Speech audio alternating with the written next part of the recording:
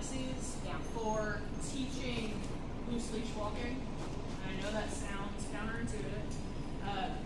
I'll get to it. So first of all, let's talk about how to pick a Flexi.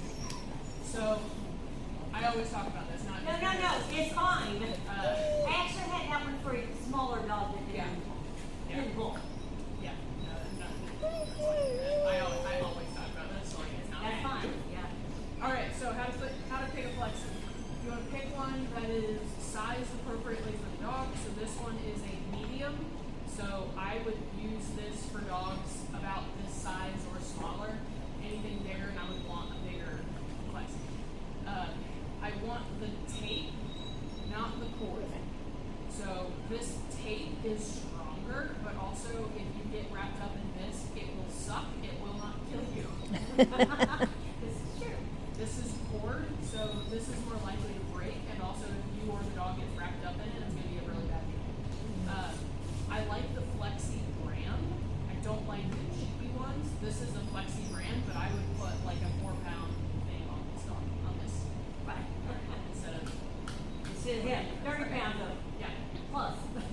All right, so let's talk about why I like to use Flexi for teaching loose leash walking. You don't have to manage the slack like with a long line, right?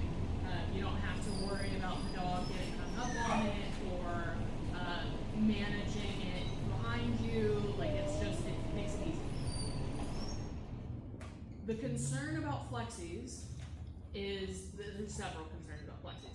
The main one when it comes to teaching loose leash walking with a Flexi is the constant tension, right?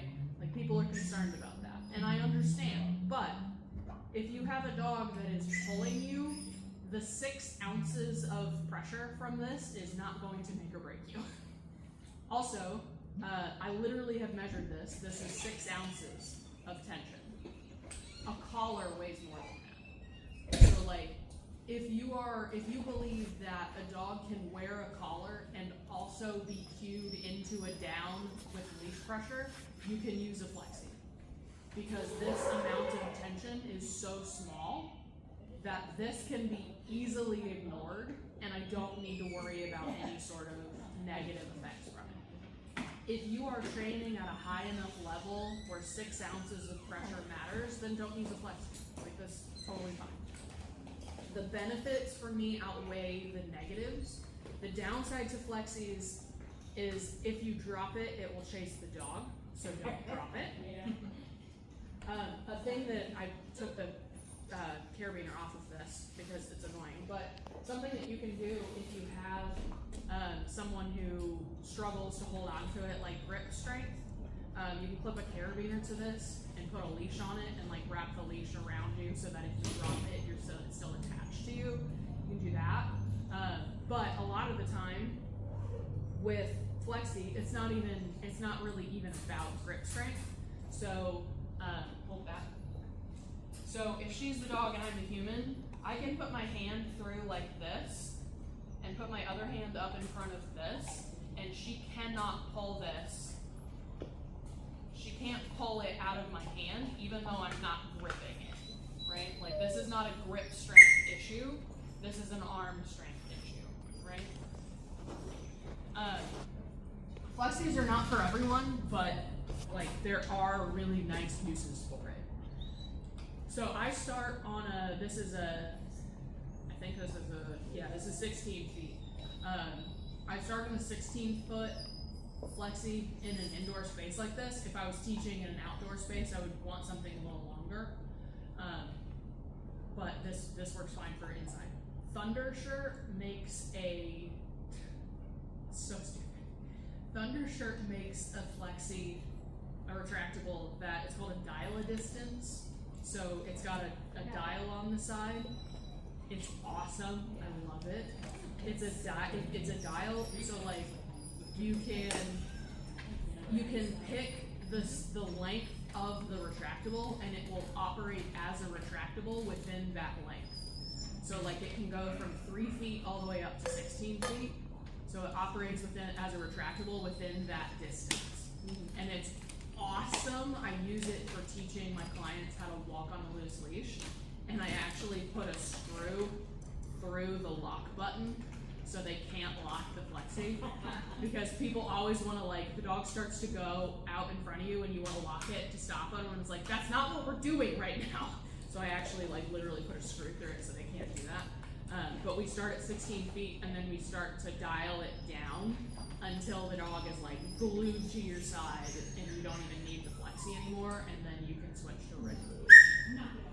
So, okay, what we're gonna do to start is we are going to do just a quick session of charging the collar pop. So all I want you to do is pop the collar using the Flexi and then reward him with food. And we're looking for Goldilocks. We want enough of a pop so that he notices, not so much that he's concerned by it. So you'll want to lock the Flexi and just, yep, just like that. Do a little less and do it a little sharper. There you go, perfect. Like when I say pop, I mean pop, right? So it's not a pull, it's a pop. Yep.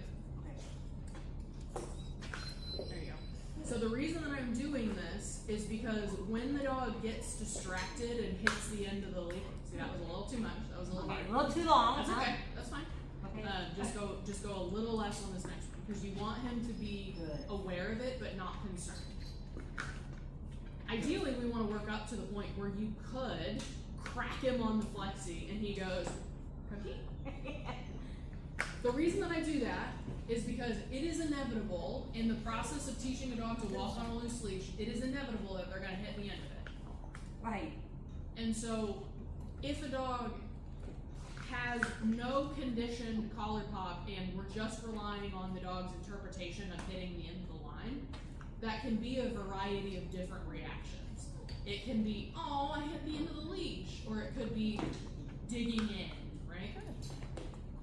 And I want this to be a game. I want this to be playful. And so I want it to be like hot hands, where like you put your hands out and somebody tries to smack your hands. Like I want it to be that vibe, right? And so yesterday we talked about how now he's healing. That's okay. That's fine. That's not what we're doing right now. We're just charging the collar. It's like all of a sudden he went into a heel. I'm Yeah, like, what are you doing? So yesterday we talked about how when we play hot hands, the thing that we are avoiding, the hand slap, is inherently aversive. But that doesn't mean that you don't want to play the game.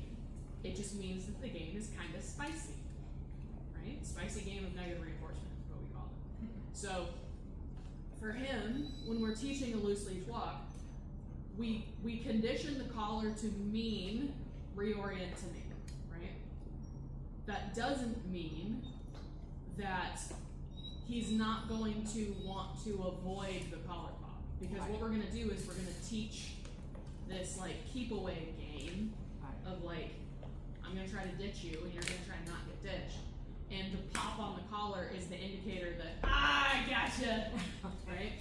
So just because we're conditioning it to be a positive thing doesn't mean that he's not going to try to avoid the collar pop, because the collar pop indicates, gotcha, right? So it's part of this bigger picture.